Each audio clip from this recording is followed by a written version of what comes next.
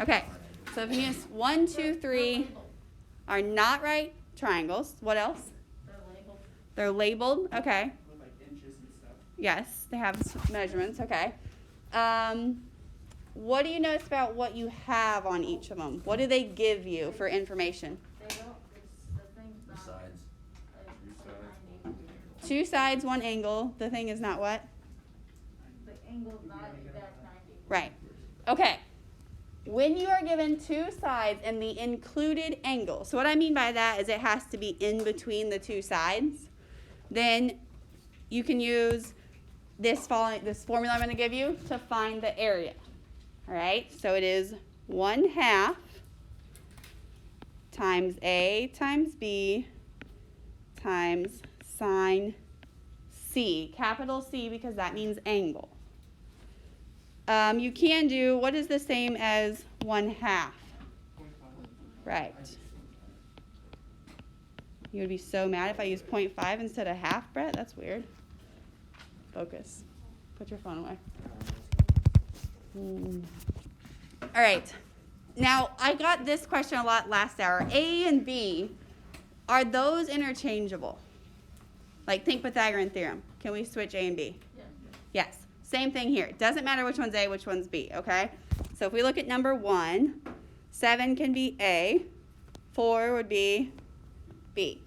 If you put A is 4, 7 is B, doesn't matter. Which one will be C? What?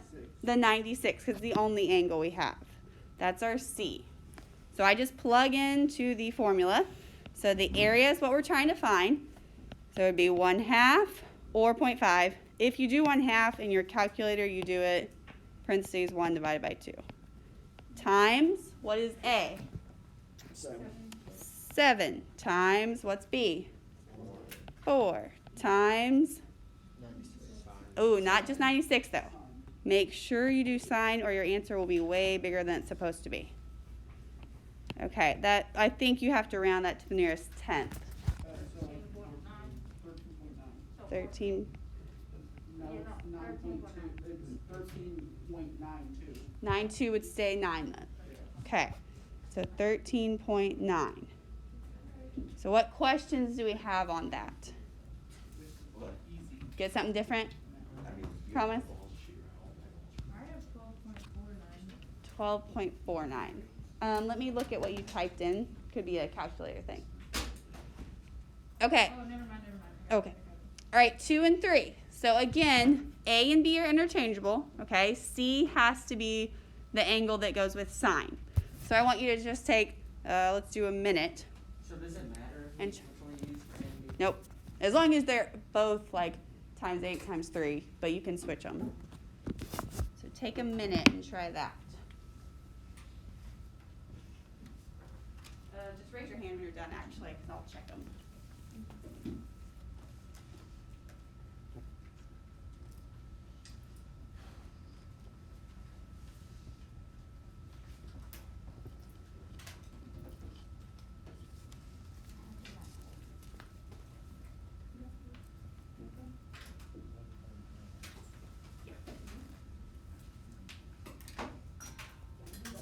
Do both, you guys.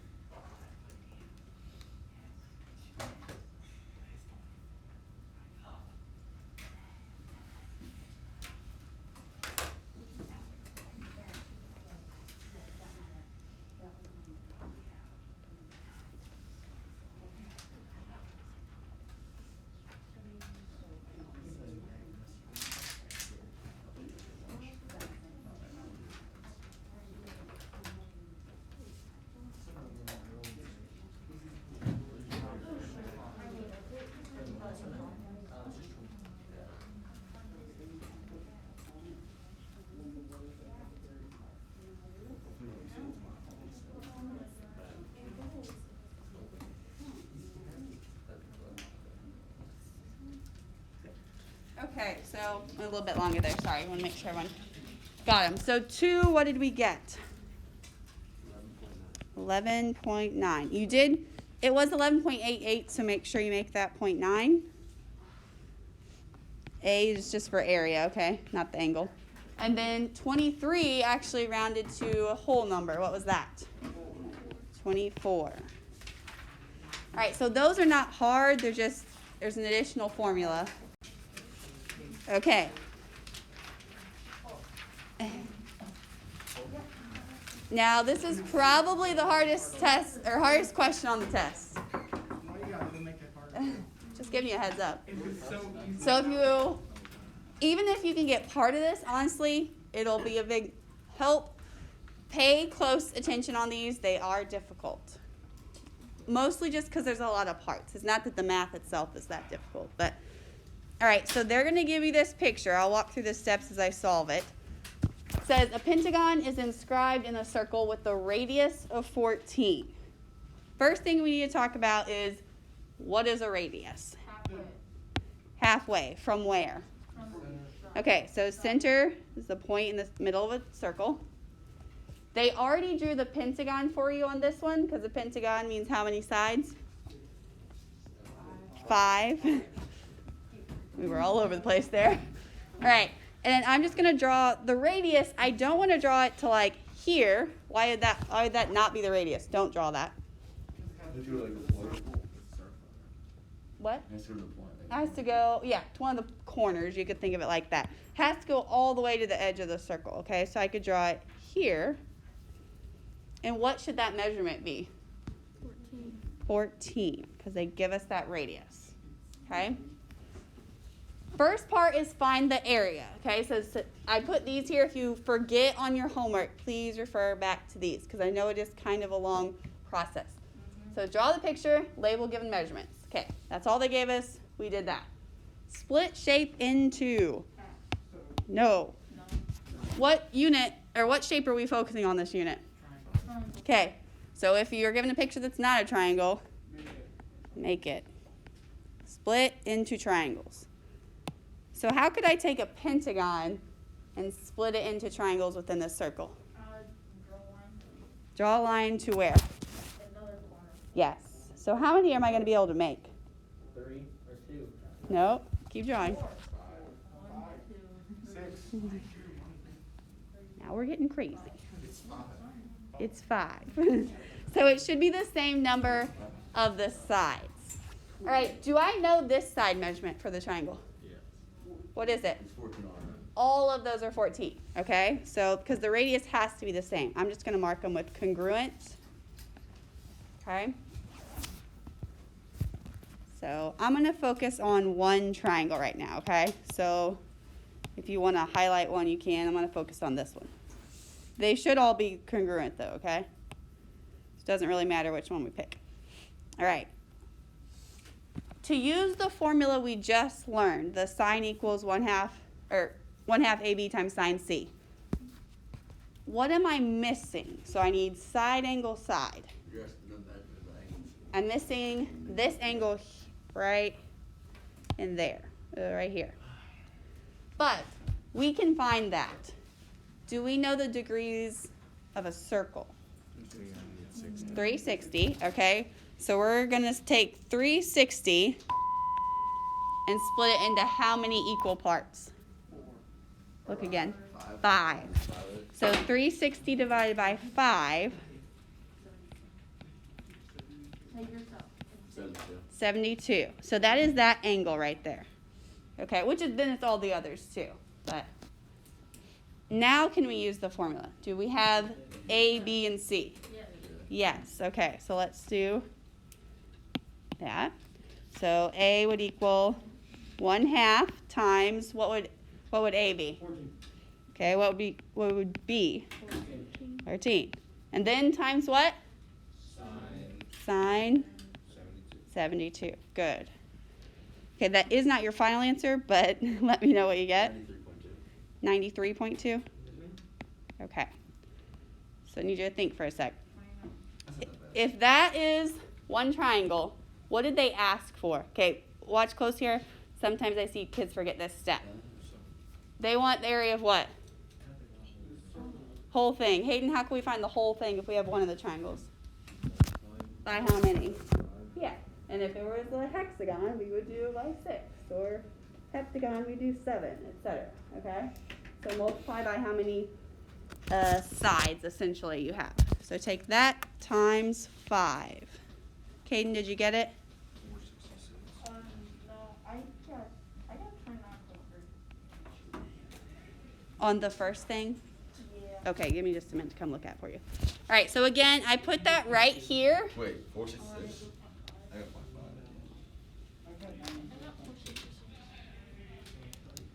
Ooh, hold on. Oh, I had 93.3. So it's good now? Good? All right, so that is done. So what questions do we have on that part? So you got to know that formula. Give you the radius. Then the main part, guys, is just make sure at the end that, like, did I give only the triangle? Did I multiply by 5? There's a lot of, like, partial bits that you kind of think back to. Okay, find the length of one side. Our goal on this is to find the perimeter, okay? So I need this. Actually, I'm going to work over here. I need this side to get the perimeter. Why is it not 14? Huh? Why is that side not 14? I'll give you a hint. The angle is 72, remember? What kind of triangles have all 3 equal sides? Equilateral. And equilateral are also, no, starts with equal again. Equal angular. Would 72, would the other 2 angles be 72? No, they have to all be 60 to be equilateral, okay? So that means this is an isosceles triangle because it has the 2 congruent sides, but this one on the outside of the hexagon is going to be different. Or pentagon, sorry. Okay, let's see if we can. Now, typically, why can I not use Pythagorean theorem? Not a right triangle. So, we're going to make it into a right triangle, okay? And we're really not going to use Pythagorean, but we'll readdress there. How could I take this triangle and make it a right triangle? Right down the middle. Good job.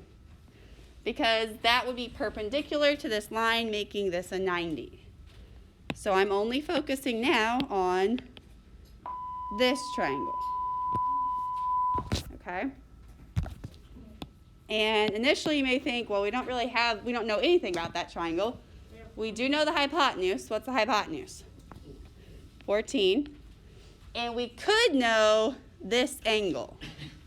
If we split it in half, we're taking 72 and splitting it in half too. 36. Okay, I have a side and an angle. So think through your list of what you've learned this unit. What can we use to find a missing side if we have a side and an angle? I want this. Right, so a trig, right? One of them. So I'm working from 36. What would I label x? Opposite. What would I label 14? Okay. Which trig ratio is that? Opposite and hypotenuse. Sine. Good saying sin. Okay. Sine of what? 36 equals, what would my ratio be? X over 14. If the number's on bottom, how do we solve? Just multiply those. So in your calculator, you would type like sine, I think it gives you parentheses, 36 times 14, or you flip it and do 14 times sine 36. What do we get? 8.2. Okay. Now look close here. 8.2 is here. Is that the length of a side? Yeah, times by 2. Times it by 2. So, sorry, I haven't been filling out up here. Use sine to find the outside short leg, multiply by 2 to find the whole side. So what would 18.2 times 2 be? 16.4. Quick note, if you did not clear your calculator and you just clicked like answer times 2, I think it gives you 16.5. So kind of like before, it can be off by a tenth, and that's okay, depending when you round it. All right? So if this whole side, we'll go with the 0.4, is 16.4, how do we find the perimeter? Really similar to before. Multiply it by what? 5. So 16.4 times 5 will give us what? 82. 8. Good. Okay. Questions on that? I know it's a lot. What's number 4 up there? Well, number of sides. So like pentagon 5, hexagon 6, etc. All right, so on 9, you don't get the picture. You do get the picture on the test. Main thing you know, like, so hexagon, how many sides is that? 6. So do your best to make it equal. So draw a hexagon in here.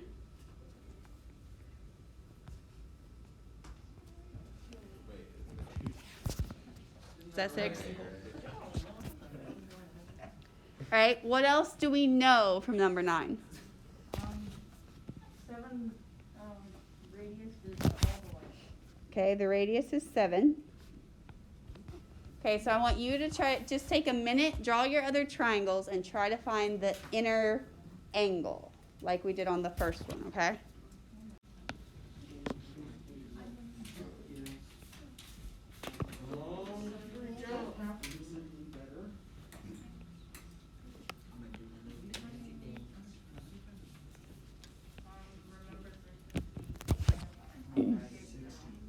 All right, so how do we find, and that's 7, how do we find this angle? How do we find that included angle? I know. 360 divided by 6.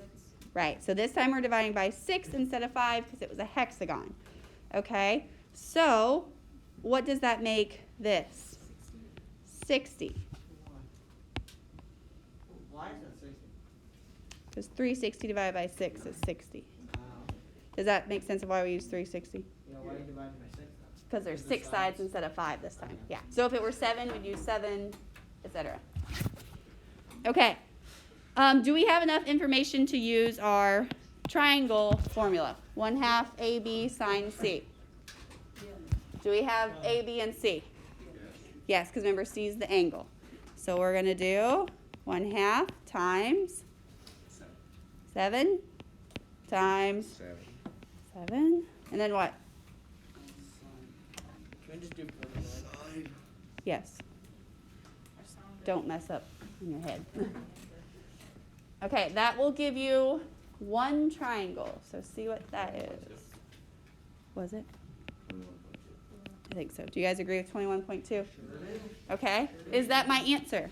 No, you gotta multiply by 6. Multiply by 6. So times 6. Why do we times by 6 there? Number of sides, and in this case, the number of angles, triangles really should all be the same, right? So we want to find, when we get this, 21.6 is just for this area, but since there's 6 of them, multiply it around, okay? And that would give us what? Where's our budget? A little slower. Oh, 127.2. Okay. All right. Find the length of one side. So who can refresh us? To get the side, what do we got to do first? Split a triangle in half. So I'm just going to do that one.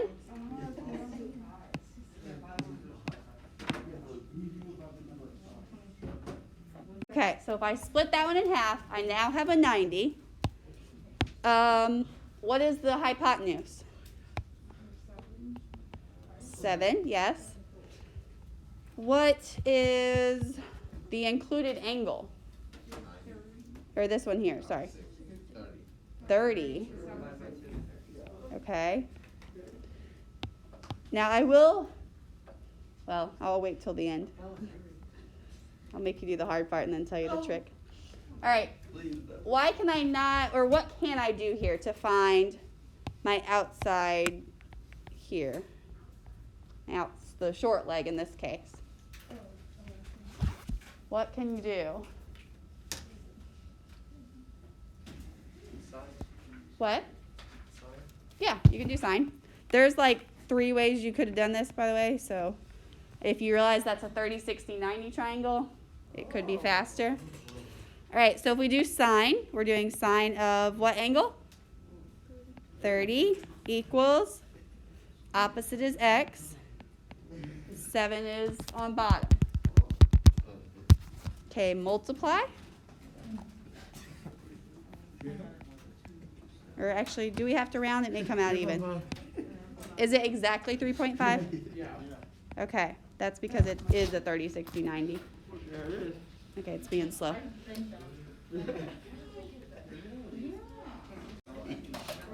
Okay, sorry, mine froze. Okay, 3.5. That is this. How do we get the whole side? Times by 2. Okay.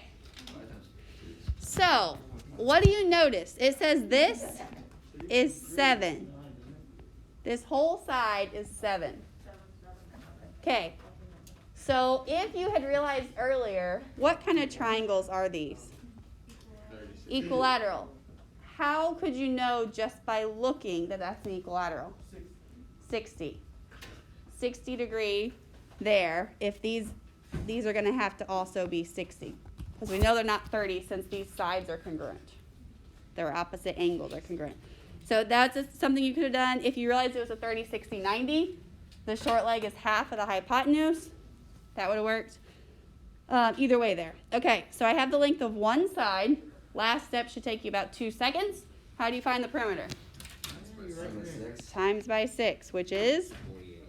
Heart. Yes. I said heart. Doing 2 of the examples just so you have a little time to work because I know today was a lot. But 2 things here on this. These are just kind of the word problems. So instead of proofs, we kind of have word problems. You do need to draw the picture. It doesn't have to be like artistic, but you get a point for an accurate triangle drawing. Okay?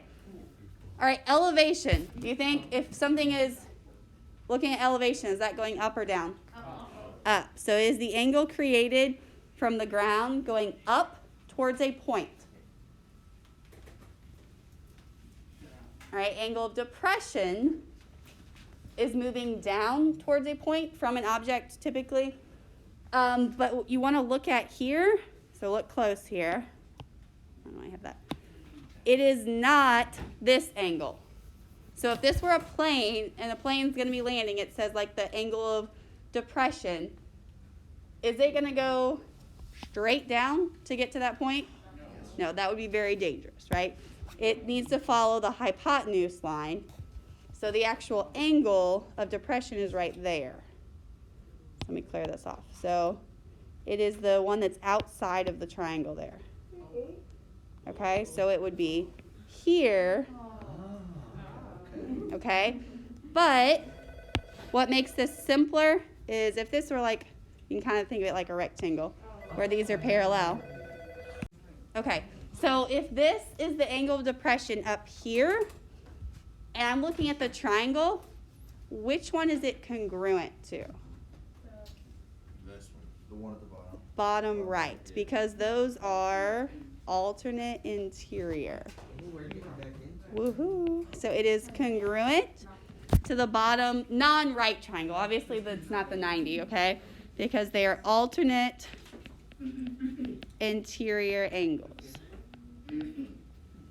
Okay, there are quite a few of these on your homework and on your test, so make sure you're watching close and you're asking me if you have a question. All right. Wait, so we just draw a picture for that? So we'll start with the picture, yeah. So look at, it doesn't have to be like It just needs to be a right triangle, and that you have your measurements in the right spot So we don't have to draw a picture. of the triangle. All right, so one, Corey is standing 27 yards from the goalpost and kicks the ball at a 5-degree angle. So, first of all, if you get to the test and you don't know what you're looking at because of the sport, please ask me. I don't want you to miss because you didn't realize it was football instead of hockey, okay? So, what sport is this talking about? What? No. Yes. Goalpost, guys? I'm a little worried. And the football team answers wrong.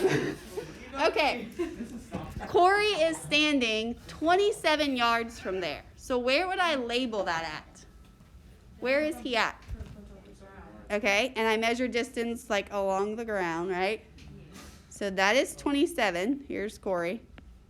You don't have to draw like him. I'm saying you just have to have the triangle part. Okay, he kicks the ball at a 5-degree angle. Ooh. So hopefully it's going somewhat up.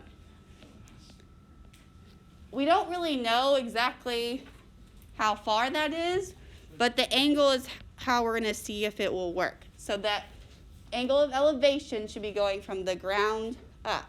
So that's my 5 degrees there. Okay, now here's where people get confused. We know how high does it need to be to work? 3.3 yards. Do this kind of out from, well, does it have to be exactly 3.3? Maybe greater? Okay. I'm going to say it needs to be greater than 3.3. We don't actually know how high it is. That is what we're trying to find, okay? So that is our X. We're trying to see if he will score. So will he score?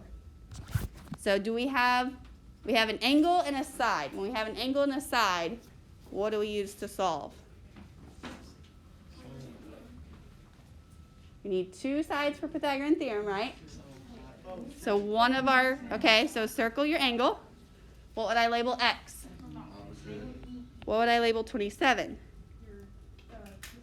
Adjacent. Okay, so which trig ratio is that? Tan. So I'd say tan of what number? 5 equals, which goes on top, X or 27? X over 27. X is on bottom, or on top, so I multiply. So see what that is. 2.4. Okay, now our question is, will he score the field goal? So that means when it gets to the goalpost, it's 2.4 high. 2.4 yards. So Hayden, is that going to work? Nope. So we just write no. Now, if you only write no and you don't show me 2.4, you're not getting your points because you kind of got to know that to know if it worked. But think now, what if this were hockey? Why would this be different? So if the goal was 3.3, would the puck need to be under or above it? Under, because it's a net, right? So that's why I was saying if you get to the test and you're like, a sport question, just let me know, because if you know how to do the math, I don't want you to be confused on that. So keep in mind different sports that require something different. Okay, skip to 3.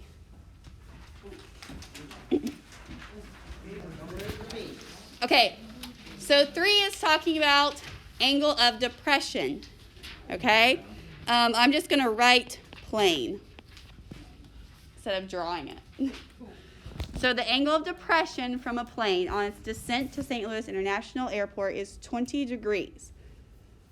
At the beginning of its descent, the airplane is 31,000 feet above the ground. What is the straight line distance between the airplane and the airport?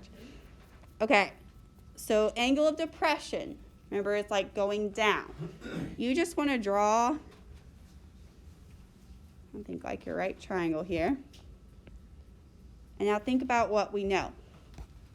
we gotta think though, if this were this plane, it's trying to go down to the ground, right? Which line is it gonna follow? The straight line down or the angled? The hypotenuse. The hypotenuse down, because this would be too dangerous, right? So this is where the angle is then. It's trying to follow that line. That's your 20. But since it's angle of depression, what other angle is 20? Alternate interior down here is 20. Okay, I could subtract now and find that other is 70, right? But do I really need that? Probably not. What is the 31,000? That's From the airplane down. Yeah, the vertical, because that's measuring its altitude. All right. So straight line between the plane and the airport. What is that? Which side of the triangle is it? A hypotenuse. So this is my x. Okay, because like I said, it's not going to go straight down to get to the airport. It needs to take that diagonal route. Okay, so circle the angle. Label, we already labeled hypotenuse actually. What would I label 31,000? Opposites, good. All right, so opposite and hypotenuse is what? Sine. So sine of what? 20. Oh, hold on. Froze here. Sine of 20 equals what? 31,000 over X. Yes. So if the number's on top, sorry, mine's frozen. I'll catch up in a sec. Oh, there we go. If numbers on top, you have to divide. And should that number you get be bigger or smaller than 31,000? Bigger. Bigger, because it's the hypotenuse. Round to the nearest tenth. So everyone type that in and try that, because I know these are really large numbers. Planes don't fly like 10 miles, right? We would just drive. So they're always talking about long distances.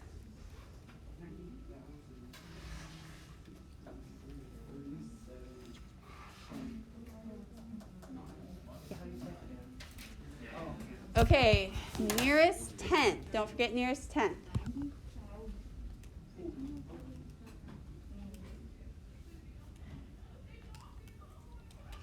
Okay, I got 90,637.9.